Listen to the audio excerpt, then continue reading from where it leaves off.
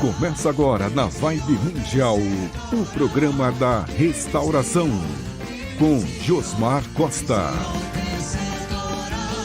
Laila Tove, shalom a você que está me ouvindo, você que está pela Vibe Mundial FM 95,7 ou você que está no YouTube da Vibe Mundial, vai lá no meu Instagram, podcast da restauração, e no YouTube também, podcast da restauração, segue a gente, dá aquele like, tá bom? Meu nome é Josmar Costa e este é o programa da restauração. Hoje eu quero ler para você um versículo que está em Zacarias 8:22. Sim, muitos povos e nações poderosas virão consultar a Adonai de Sebaot em Jerusalém e pedir o favor de Adonai. Adonai de Sebaot diz: quando esse tempo chegar, 10 homens falantes de todas as línguas das nações agarrarão o manto de um judeu e dirão: desejamos ir com você, pois ouvimos que Deus está com vocês. E esse tempo já está chegando, porque hoje eu estou aqui com o pastor Shalom. Márcio Costa, shalom. Márcio Costa, shalom, bem-vindo ao programa, muito obrigado por estar aqui conosco. Amém, eu que agradeço a oportunidade. Você é da congregação Messiânica Caminho do Rei. A Caminho do Rei, muito bom. E hoje nós vamos falar como restaurar a sua igreja, pois ele tem uma igreja restaurada, uma igreja que não é uma sinagoga, é uma igreja cristã restaurada. Exatamente. Nós temos todo um conceito congregacional, porém nós entendemos a partir do estudo, da meditação da palavra, alguns conceitos que deveriam ser restaurados e a partir daí, então nós implantamos na nossa congregação, trazendo um conceito de restauração das raízes da fé, levando em consideração toda a estrutura cultural, teológica do judaísmo. Muito bom. Explica um pouco sobre o que é uma igreja restaurada de verdade, assim. Posso falar olhando para o irmão ou para a câmera? Tanto faz. Muito bem, então eu vou interagir dos dois para não deixar ninguém sem a atenção. Então, quando nós entendemos que uma congregação ela é restaurada, a primeira coisa que esta congregação, esta comunidade deve entender é que nem o judaísmo e nem o cristianismo nunca foram, não é e não será monolítico. É a primeira coisa para definir que uma congregação cristã, ela começa o seu processo de restauração. Sim. A partir daí, nós vamos entender então que temos que olhar o conceito em torno para entender o que realmente representa restaurar, colocando dentro da comunidade cristã conceitos, princípios e práticas que normalmente seria visto apenas dentro das sinagogas. Por exemplo, a guarda de Shabat. Sim. Por exemplo, entender a dinâmica do que é santidade matrimonial, como entender essa dinâmica de compromisso com a lei de Deus e rever e integrar, por exemplo, toda a estrutura das escrituras hebraicas, que nós, como cristãos, durante muito tempo, tratamos como Antigo Testamento. Sim. E aí a gente passa a olhar a dinâmica que está ali, integrar todos os mandamentos, todos as mitzvot do Eterno e ver aquelas que realmente nós, como cristãos, devemos e podemos praticar de forma saudável para nos aproximar cada dia mais de Israel. Esse é o primeiro passo. Sim. O segundo passo é entender, por exemplo, que Yeshua, Hamashia, ou Jesus, como nós conhecemos, ele é um judeu, foi um judeu, praticou os mandamentos do Eterno, Sim. praticou o Torá. E o judaísmo de Cristo traz para nós a possibilidade, irmão Josmar, de praticar os mandamentos de uma forma leve, de uma forma possível e palpável na vida daqueles que estão no Ocidente. Né? Quando a gente olha ali em Deuteronômio capítulo 30, versículo 14, ali vai dizer que quem estará, que a Torá de Deus está na nossa boca e no nosso coração, não está no céu, para que a gente clame quem irá buscar, e não está além do mar, para que a gente diga quem vai lá buscar para nós, porque ela está muito próxima de nós. Verdade. Então, o primeiro conceito é entender que a palavra de Deus já tem alguns princípios em cada ser humano desde o momento em que ele nasce. Verdade, muito bom. E como o senhor conheceu essa visão toda aí?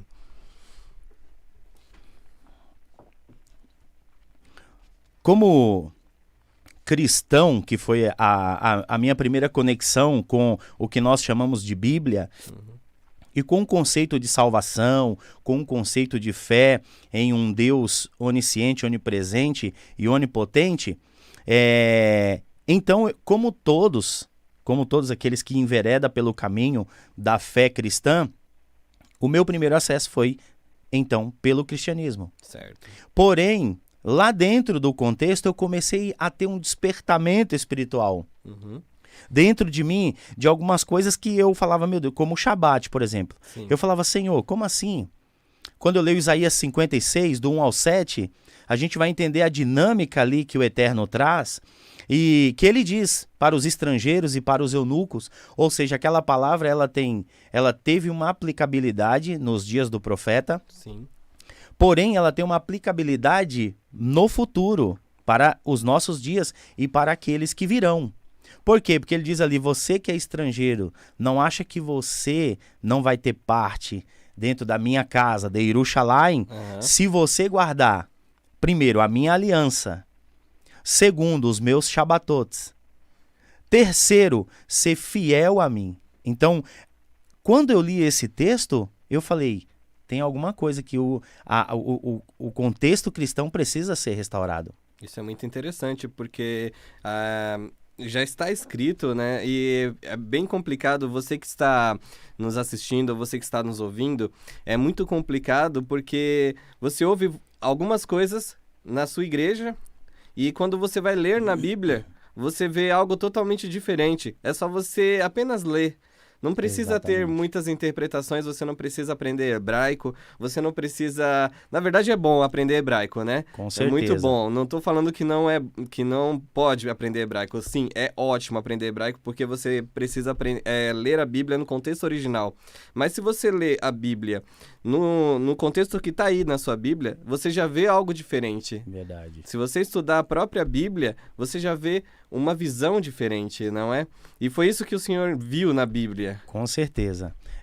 Você abordou aqui, irmão Josmar, um negócio muito curioso, que é exatamente quando você lê a Bíblia que nós temos e a gente acha ali coisas que nos liga ou que faz a gente ter um despertamento. Quando a gente vai para Mateus 5, e ali Yeshua fala, eu não vim destruir a lei. Né? Quando a gente tem um pouquinho mais de curiosidade para ir mais a fundo, a gente vai entender que a palavra, quando ele diz ali que ele veio, não foi para destruir, mas para cumprir, a palavra ali é tornar plena ou possível, tirando o peso que naqueles dias estava tendo dos líderes ali.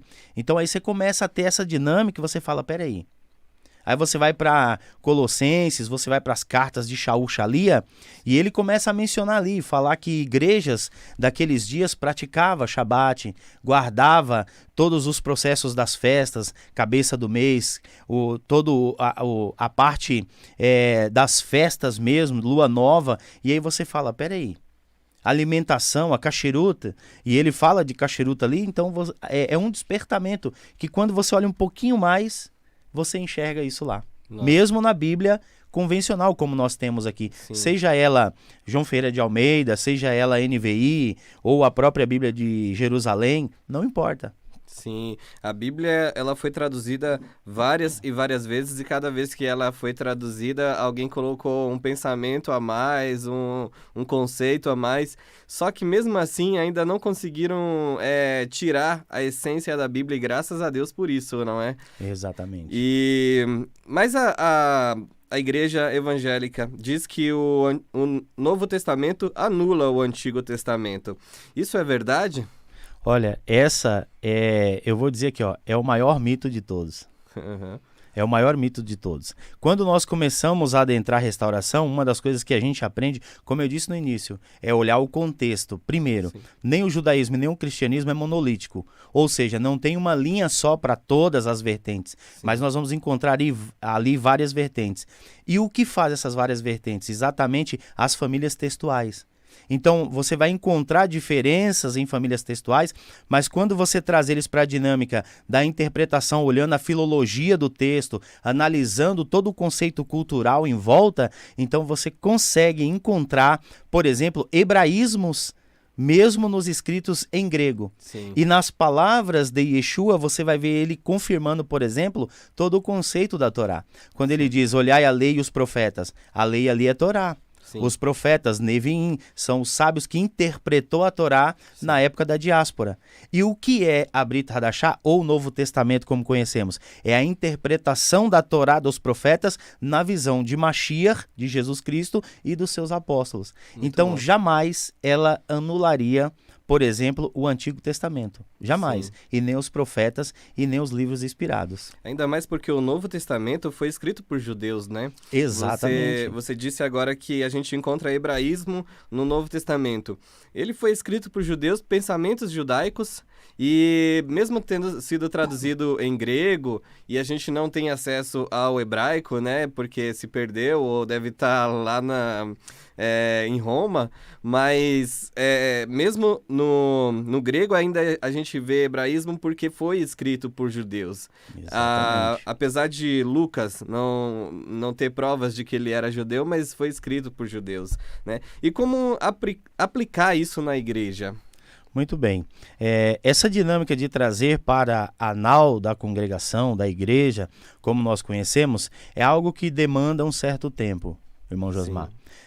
Nós temos que ter paciência. Por exemplo, a Torá de Deus vai dizer que em cada época o Eterno levanta sábios que precisam interpretar os textos e trazer isso para uma dinâmica que todos na congregação possa praticar de uma forma realmente legível, que seja possível.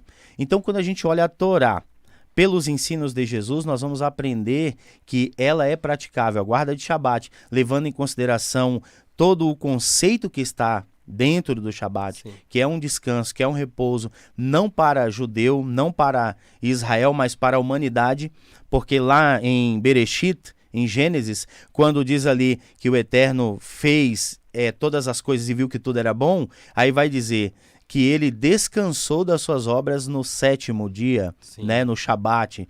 Então, quando nós olhamos essa dinâmica, a gente vai ver que não foi feita apenas para um grupo. Ele preparou aquele grupo para que pudesse tornar possível. E depois disso, ele mandou o seu Mashiach, o seu ungido, para ensinar para nós, das nações, como praticar. Então você vai trabalhando o ensinamento, vai levando a pessoa a entender que Jesus praticou, vai levando a entender que os seus discípulos praticou. A gente vai ali no livro de Atos 15, a primeira coisa que os apóstolos sentam para discutir é como será praticar a Torá no meio da igreja. E aí a gente vê ali Yaakov, ou Tiago, né, como nós conhecemos aqui, falar, olha, existem algumas regras que a gente precisa colocar, não vamos colocar todas. Vamos colocar ali cacheruto, ordem alimentar, santidade. Vamos colocar ali não a idolatria, que já é o início. Então a gente começa com coisas leves, com coisas mais sutis, para que a pessoa possa praticar. Daí, então, a pessoa aceitou aquilo, assimilou pelo Ruach, pelo Espírito. Então aí a gente começa a trazer outras coisas, porque eles mesmos pedem. Sim. Eles mesmos solicitam. Pastor Márcio, como que a gente praticaria isso? Como que é que você faz? E a gente vai aumentando um pouquinho mais. Sim. E eles vão assimilando naturalmente. Tem pessoas, irmão Josmar, que tomam atitudes na casa e na família dela e chega na congregação e fala, olha, a minha sobrinha pequenininha, ela, quando eu coloquei, por exemplo, a linguiça com porco, ela falou, mas titia, não é ensinado que é proibido, que não pode, que viola a santidade de Deus? Aí você fala assim, ó, mas essa criança não tá nem na igreja. Só que pela tia dela frequentar e levar isso de uma forma natural, sem um peso, então todo mundo da família, até quem ainda não é convertido, quem ainda não tá dentro da visão, começa a praticar. Então é muito fácil. Tem que ter paciência, tem que ter ali um jogo de cintura, Acredito é óbvio. que não é fácil, né? Exatamente, mas devagar, de forma leve, suave, a gente vai conseguindo adentrar essas coisas dentro da igreja. E isso apesar de você ter dito que é algo leve, que a gente começa leve, mas para as pessoas que estão nos assistindo, algumas pessoas que não conhecem muito esta visão, já é algo profundo, Sim. já muito profundo. Tem muitas pessoas que eu já falei sobre essa visão e teve pessoas que falaram, nossa, isso é profundo demais, isso eu nunca ouvi falar. Nunca nem imaginei que fosse desse jeito a visão da restauração, né? E quais são os pontos principais assim que a igreja precisa hoje guardar para poder ser restaurada? Os primeiros pontos. Como eu mencionei há pouco, então o livro de Atos 15, a gente vai ver os apóstolos montando ali uma forma sutil para que os mandamentos da Torá, para que a prática da restauração, e eu costumo dizer que ali já se iniciava uma restauração, porque aquilo foi passado para congregações que tinham judeus e gregos e pessoas de outras nações que estavam se achegando. Então ali Tiago vai dizer, olha, ordem alimentar, não coma nada estrangulado com sangue, Sim. Não coma nada que vem de sacrifício a ídolo, ou seja, de festividades, que é considerada pagã. Então, um dos primeiros pontos seria o kasherut. O kasherut, de uma forma bem simples, não comer sangue, Certo. não comer nada com o pescoço torcido ou que não houve o escoamento do sangue, Sim. não praticar idolatria, ou seja, não usar nenhum tipo de amuleto que nós entendamos que vai conduzir, por exemplo, as nossas preces, as nossas orações até o eterno. E o sangue tem a ver com a idolatria também, né? Com certeza. Porque a maioria, sim, tem o sangue, né? A maioria das idolatrias tem a prática do sangue também. Isso é tão profundo, irmão, que você abordou aqui agora do sangue, porque até mesmo no relacionamento entre casal, um homem e uma mulher, quando se casa, se tornam uma só carne, como a gente fala, há um derramamento de sangue. Sim. Então, essa aliança para o eterno é muito séria. O sangue é muito sério. É muito sério.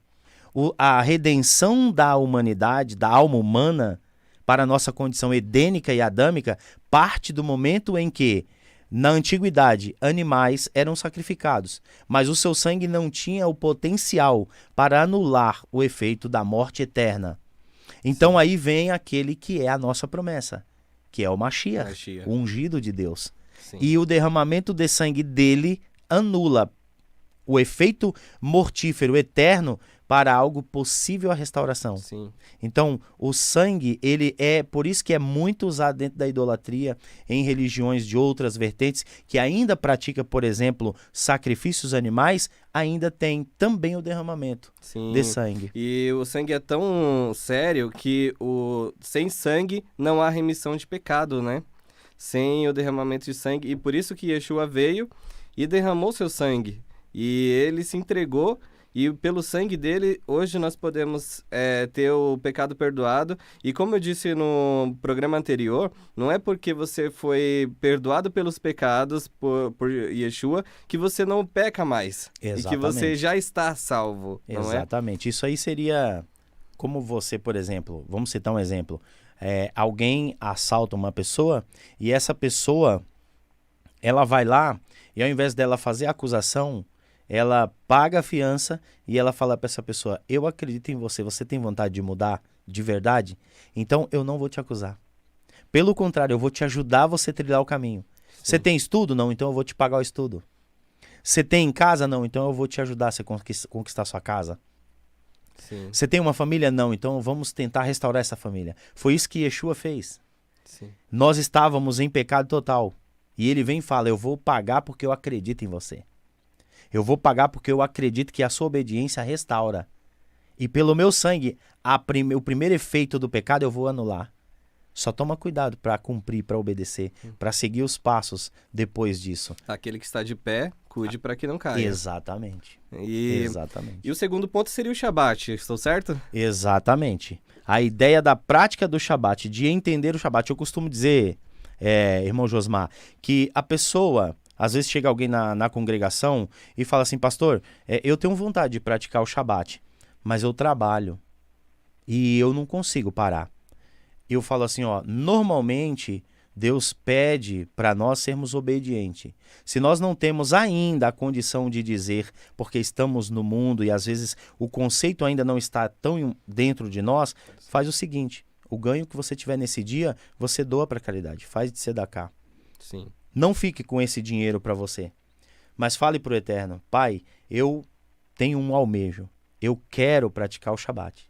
Então, como eu ainda não posso estar no descanso definitivamente, eu estou doando os meus ganhos, eu não vou ter nenhum prazer nesse ganho, eu vou doar, eu vou transformar em uma tzedakah para um necessitado, ou até mesmo contribuindo na congregação para a obra, e isso é uma forma de que as pessoas vejam que é possível guardar o Shabat na sua esfera inicial. E aí ela vai se convencendo. Até o momento, irmão Josmar, de membros da nossa congregação negar trabalhos que ia ganhar muito, mas exigir dele, por exemplo, trabalhar todo o sábado. Sim. Então, a ideia do Shabat é algo muito sério, muito importante. Eu costumo dizer que o 7º dia, a gente faz todos os dias da semana, chega no 7º. Aí a gente descansa, se aproxima de Deus. No final do Shabat, a gente tem que entregar o Shabat de novo para Deus, que é a chave para o 8º dia, que seria a salvação e a condução de Mashiach para o novo mundo, para o Olam Rabá. Mas como ainda estamos vivendo nesses períodos de redenção e restauração, a gente volta de novo para o 1º dia. Então a guarda de Shabat é algo muito importante e muito sério diante da presença de Deus. Muito bom, muito bom. E você acredita que as igrejas cristãs pode ser restaurada ou o indivíduo tem que começar dentro dele? Eu acredito sim na restauração, até por isso eu entendo que a restauração nos tempos atuais seja como os grandes avivamentos que teve, até mesmo dentro da própria igreja cristã. Sim. A gente vai olhar o primeiro grande avivamento, Atos capítulo 2, a gente vai olhar outros grandes avivamentos que teve durante a história com Ethan Roberts, depois com William Simon na Rua Azusa e com tantos outros que, por haver a abstinência de determinadas coisas do mundo, pediu a Deus e clamou a Deus um avivamento. Eu creio que por tantos homens que estavam ligados a Israel pediram um avivamento, não só para a igreja cristã, mas para essa comunhão entre judeus e gentios, a restauração é um avivamento. Sim. Então, sim, a igreja não precisa se transformar numa sinagoga, não precisa se transformar em judeu para estar aliançado com a nação de Israel. Sim. Veja que Gálatas 3, versículo 29 vai dizer, se você é de Yeshua, se você foi imerso no nome de Yeshua, você automaticamente é ligado à pessoa de Abraham Avino, Abraão, o patriarca. Com isso você se torna herdeiro das promessas. E a gente vai ver que as promessas ali foi feita para Abraão e para sua descendência. Sim. E automaticamente para a casa de Israel, as 12 tribos. Então é sim possível e eu creio que hoje as igrejas elas estão tendo um despertamento sobre isso já.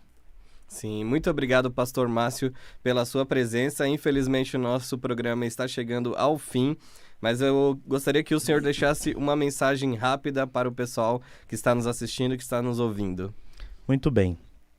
Primeiramente eu quero agradecer a oportunidade que o irmão e a rádio Vibe Mundial concedeu a nós, da Congregação Messiânica Caminho do Rei, para estar aqui e falar um pouquinho da restauração. Mas eu quero dizer para você que se você tem o almejo de restaurar, não tenha medo. Às vezes você que é pastor de uma grande congregação, de uma pequena congregação, já tem sentido o chamado do Eterno na sua alma, já tem sentido o toque do Espírito. Procure aquelas congregações que já estão na restauração. E nós temos aí algumas. Nós vamos ter congregações que têm cunho cristão, como a Caminho de Sião, que tem um professor extraordinário, o pastor Keston, e outras também, como o Rabino Mateus Andona, que pode levar e ajudar você a caminhar nessa trajetória da restauração. Não pense que você está sozinho. Estamos juntos e vamos para a restauração. Restauração já, em nome de Yeshua. Amém? Amém. Eu quero deixar uma bênção para você. Ivareha Adonai Veshmereha, Yair Adonai Palamaleha Viruneka, Itzá Adonai Palamaleha Vayatsembleha, Shalom. Que o Eterno te abençoe e te guarde, que o Eterno venha resplandecer o rosto dele sobre você e ter misericórdia de você. Que o Eterno sobre você levante seu rosto e ponha em você a paz. Shalom, shalom. Até o próximo programa. Shalom, shalom. Obrigado pela audiência. Você acabou de ouvir